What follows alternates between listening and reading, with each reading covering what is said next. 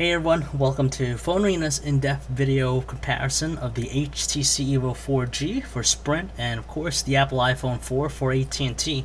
A couple weeks back we managed to take a look at the iPhone 3GS and the EVO 4G, but this time, now that the iPhone 4 is available in the market, we'll see how these two devices stack up against one another. So just sit back and we're going to get right into it and just check out the features of both handsets. By now we'd imagine that most people have gotten a chance to check out the EVO 4G, and of course the industrial design is quite prominent out of HTC's camp. It's a very streamlined device and we do like it. It looks good for this device and the construction feels fantastic. It has a solid feel as well. But between the two, we'd actually prefer the iPhone 4's design and also choice of materials. It feels better constructed too. They utilize a lot of high-end materials such as the glass-like material on the front and also on the rear, which is sandwiched together with the brushed stainless steel band around it and has that nostalgic look. And coming in at 0.37 inches thick, it's a lot thinner than the EVO 4G, so we definitely like that aspect. Aside from that, both handsets feel great, but again, we have to hand it to the iPhone 4 as far as finish and premium choice of materials. Although we do like the kickstand, which on the EVO 4G, which makes it really stand out prominently. It doesn't really deter us from the overall appeal of the iPhone 4. Now both devices offer fantastic displays, but it's ultimately going to come down to personal preference, whether you want something that's a little bit larger or something that's a lot more detailed. Now the HTC EVO 4G attacks the size. It's one of the larger size handsets out there with its 4.3-inch display. It has a WVGA resolution and support for 65,000 colors. We definitely like the fact that it offers plenty of real estate for you to view your stuff. And at the same time, it's quite legible too, even at a WVGA resolution. On the other hand, the iPhone 4 utilizes a 3.5-inch IPS display with a resolution of 960 by 640 and support for 16 million colors. And even though there's a big difference in color support, 65,000 on the EVO 4G and 16 million for the iPhone 4, you really can't notice too much of a difference. They look quite fantastic. But the iPhone 4 does better in outdoor conditions as far as viewing it in direct sunlight. And on top of that, the viewing angles are far superior on the iPhone 4 versus the EVO 4G. We also like the fact that there's an olophobic coating on the display to make it look pristine every time you take it out of the pockets. But again, the EVO 4G would probably suit people who prefer a larger size screen, which makes it great for watching videos. Just going to go over some of the features on both handsets. First of all, the EVO 4G, it utilizes these touch-sensitive buttons on the bottom of the phone. Although they are very accurate to touch and also responsive, you had a tendency to sometimes press them accidentally, as opposed to the iPhone 4, which utilizes only a single dedicated button, the home button. It brings you back to the home screen, and we like it just because you don't really accidentally press it unless you push down really hard. At the bottom of the phones, you have the micro USB charging port for the EVO 4G, which is a great standard, as opposed to the proprietary USB connection port for the iPhone. The speakers are located on the bottom for the iPhone 4, where on the EVO it's located on the back. And also you have the 8 megapixel shooter with dual LED flash on the EVO 4G. On the iPhone, you just have a 5 megapixel camera with an LED flash. On the top, you have just the dedicated power buttons for both. We actually prefer the iPhone springy one better.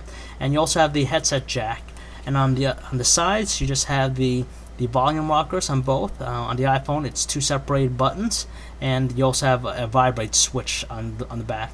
The other thing that we like about the EVO 4G is just because it allows for micro SD card support, so you can switch out the 8GB one that's preloaded and put in any card you want. It makes it really simple and easy to use. Where on the iPhone 4, everything's built in, so you'll have either a choice of 16GB or 32GB. The iPhone 4 is running iOS 4 and it's the latest version of the platform. The experience actually is no different from what we saw already with the iPhone 3GS. Although it is slightly faster, a little bit more peppy, that's thanks to the A4 processor under the hood. There are some multitasking elements now with iOS 4, but right now it's not yet used to its full potential and acts mainly as just like a quick launcher to get you in and out of various applications.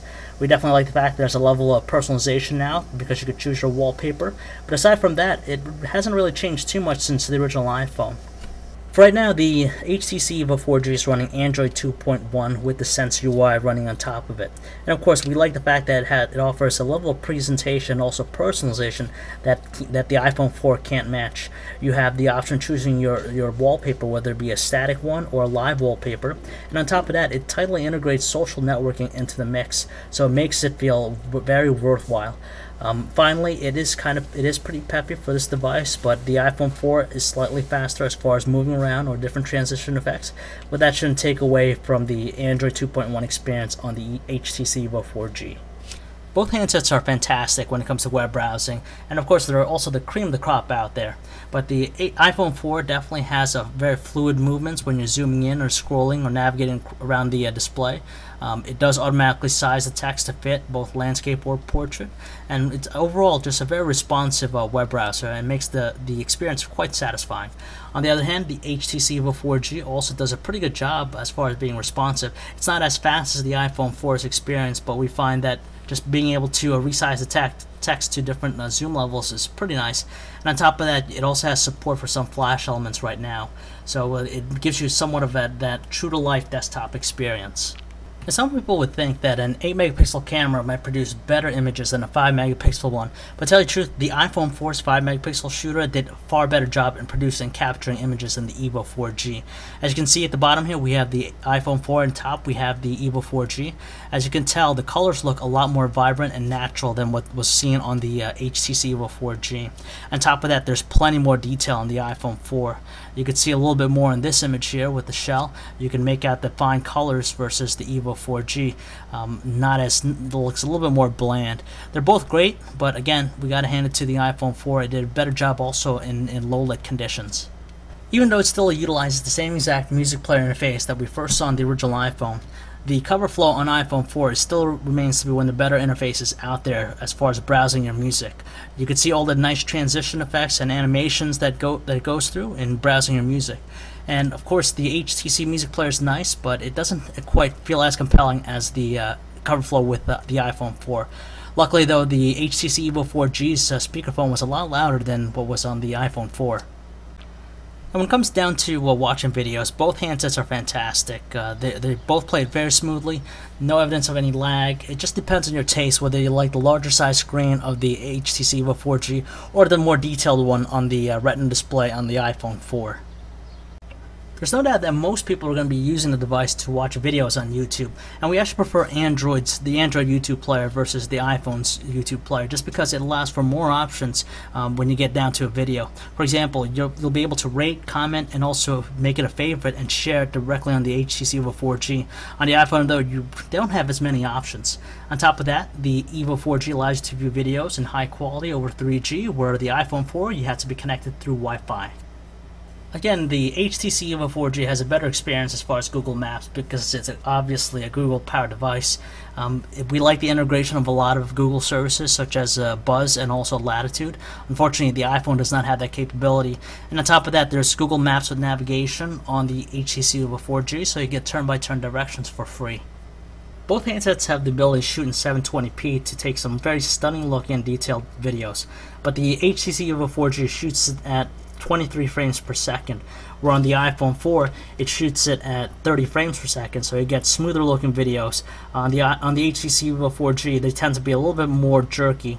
On top of that, we like the fact with the iPhone 4 you could change the focus level at any given time while you're shooting a video. On the HTC EVO 4G, once you start taking the video, you can't change the focus level. When it comes to battery life, the experience we got out of the iPhone 4 was far superior to the HTC EVO 4G. Of course, it has a larger size battery inside of it compared to previous generations, so it has an improved battery life. We managed to get 1.5 days use out of it on normal usage. On the other hand, the HTC EVO 4G will probably last you a decent working days use out of it, but you'll constantly need to charge it just to get it enough juice to last you a full day. And when it comes to voice quality, we've got to hand it to the HTC EVO 4G. It just produced some better calling quality than anything else. The iPhone 4, although it does better than the previous generation, it still had a tendency to actually have some static sound or noises. But our callers did say that the noise cancellation mic does help out in reducing background noise on their end. Speakerphone volume or quality goes also to the HTC EVO 4G. It has just slightly louder tones versus the iPhone 4. Both handsets tout their video calling capabilities. Of course, on the HTC EVO 4G you have Quick, and on the iPhone 4 you have FaceTime. Now, between the two, we actually found the experience on FaceTime to be far better than what was on Quick. Even though Quick is a free application and runs over 3G or 4G, even Wi-Fi, the FaceTime for iPhone only works through Wi-Fi connectivity. But we found that voices and just your lips as you're talking were in sync to one another. While on Quick, there was a slight delay, and you also have to press a talk button in order to say something. Both handsets offer a great experience as far as typing up a message. Of course, they both offer the on-screen QWERTY keyboards, and on the iPhone 4, it's the same exact one that we saw on the original iPhone. It's very responsive and quick.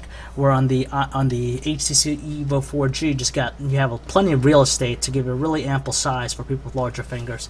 Especially when you switch it to landscape, you get a really healthy size for typing up anything, and we really didn't have any issues as far as typing away. So there you have it, guys. That's pretty much it as far as the video comparison goes. It'll ultimately come down to personal choice, and you have to just outweigh the values to pick your handset. Of course, the HTC EVO 4G has a lot of features such as 4G connectivity, a large size screen, the kickstand on the back, the 8 megapixel camera, a lot of features, and of course Android makes it a really fun and a very customized experience. Tightly integrates a lot of social networking aspects. On the iPhone 4, again, it's a well-balanced phone all around, from being a multimedia device for taking photos, videos, and of course it's a very swift and quick platform. Anyone can get right into it, whether it be younger or older. It's a fantastic device to own. But again, when you compare down to pricing, though, they're both priced $199.99 on contract. But the EVO 4G, you'll probably save more money in the long run, 2 years, as opposed to the iPhone 4. So if you'd like to learn more about these handsets, or for all the latest cell phone reviews, news, specs, and information, please check us out at PhoneArena.com.